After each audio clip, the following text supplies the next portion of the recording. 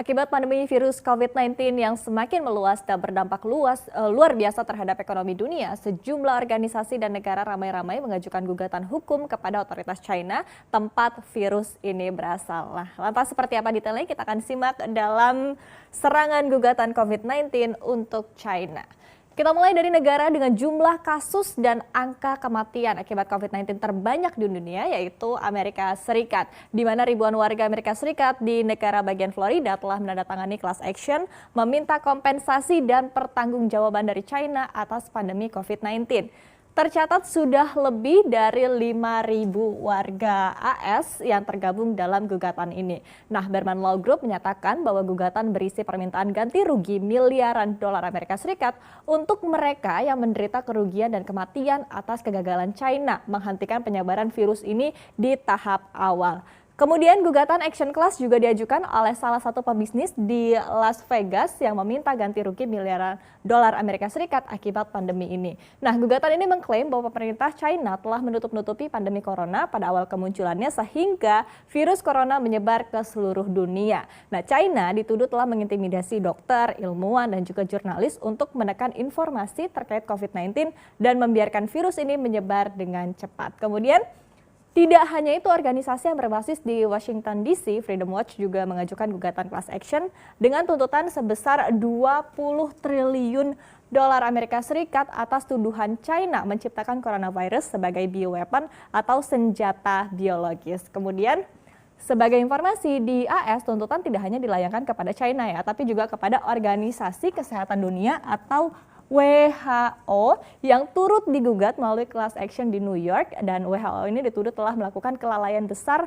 dalam menanggapi pandemi virus corona. Di antaranya adalah gagal mengumumkan pandemi secara tepat waktu dan gagal dalam memantau respon China terhadap wabah ini. Kemudian kita lihat di slide berikutnya, di belahan dunia lain gugatan class action untuk otoritas China juga dilayangkan oleh LSM dari Israel, yaitu Syurat Hadin. Nah, alasannya ini adalah sama begitu, yang menganggap China ini lalai dalam membendung wabah dari COVID-19. Kemudian melansir dari Newsweek, setelah diajukan gugatan Israel ini akan bergabung dengan setidaknya 4 tuntutan hukum di pengadilan AS terhadap China. Nah, kemudian nanti jika gugatan ini telah diputuskan, maka China wajib membayar sekitar 6 triliun dolar Amerika Serikat atau setara dengan 90.000 triliun rupiah. Bayangkan, ini artinya bahwa selain kedua negara ini, kemudian ada negara-negara lain juga yang tengah mempertimbangkan untuk tuntutan serupa. Di antaranya adalah Inggris yang mungkin akan mengajukan tuntutan ke PBB dan juga Mahkamah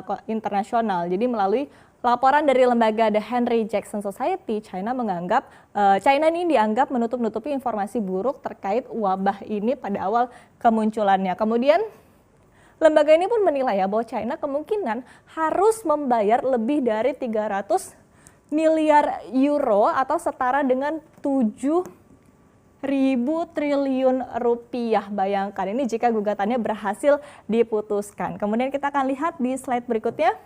Mesir juga rupanya tidak ketinggalan, di mana ini seorang pengacara yaitu Muhammad Talaat juga mengajukan tuntutan senilai 10 triliun dolar Amerika Serikat kepada Presiden China Xi Jinping akibat pandemi ini. Jadi Talaat menuduh China telah menghasilkan virus COVID-19 sebagai senjata biologis. Talaat juga mendesak Presiden Mesir yaitu Abdel Fattah el-Sisi di media sosial untuk menangani kasus ini dan membentuk komite pakar hukum internasional. Kemudian selain Mesir, ada juga India yang juga tengah menyeret China ke pengadilan internasional. Jadi India meminta kompensasi dari China melalui pengaduan kepada Dewan Hak Asasi Manusia PBB. Meski sebetulnya tidak disebutkan ya berapa angka kompensasi yang diminta oleh India, namun lembaga dari Equate Ratings and Research Ltd memperkirakan bahwa India dapat kehilangan sebesar 98 miliar dolar Amerika Serikat akibat lockdown ini dengan rata-rata kerugian mencapai 4,6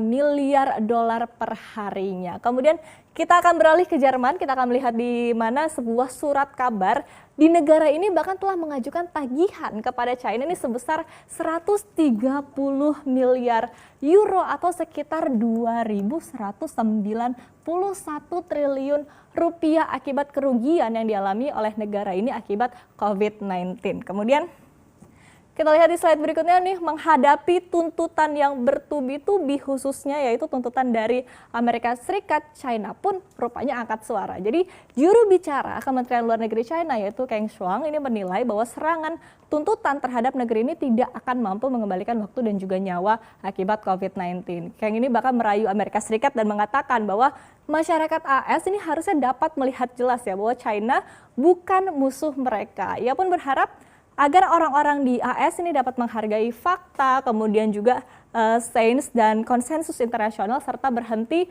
menyerang dan menyalahkan China atas pandemi ini. Nah, kemudian yang menarik, China bahkan berbalik menyerang AS gitu ya, dengan mengingatkan bahwa China tidak pernah meminta ganti rugi kepada Amerika Serikat atas penyebaran virus H1N1 ataupun juga flu babi pada 2009 lalu yang menyebabkan ada 200.000 orang meninggal dunia. Bayangkan betapa bertubi-tubinya gugatan yang dilayangkan ke China.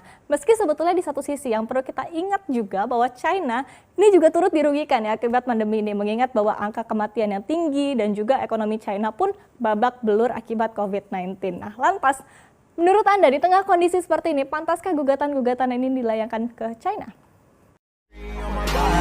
I'm an icon, man. Damn, a girl about a 10. I should fuck her in the Benz.